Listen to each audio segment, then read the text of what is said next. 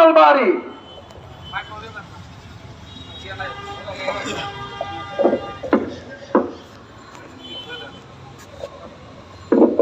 আসসালামু আলাইকুম ওয়া রাহমাতুল্লাহি ওয়া বারাকাতুহু। ওয়ালাইকুম আসসালাম। সম্মানিত উপস্থিতি, আজকের এই মহান বিক্ষোভের সম্মানিত সভাপতি এবং উপস্থিত নগর নেতৃবৃন্দ, আজকে আমরা কেন উপস্থিত হয়েছি, কি কারণে উপস্থিত হয়ে গেছি, সেই একটি কথা আজকে কবির একটা ভাষা মনে পড়ে গেল।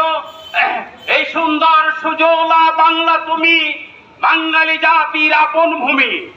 এই বাঙালি জাতির আপন ভূমির উপরে আজকে সে শকুনের চোখ পড়েছে।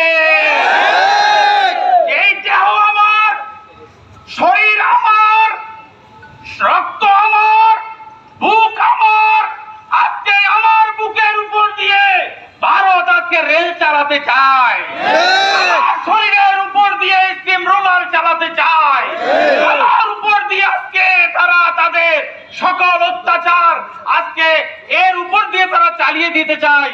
বাঙালি জাতি কিন্তু ঘুমন্ত জাতি নয়।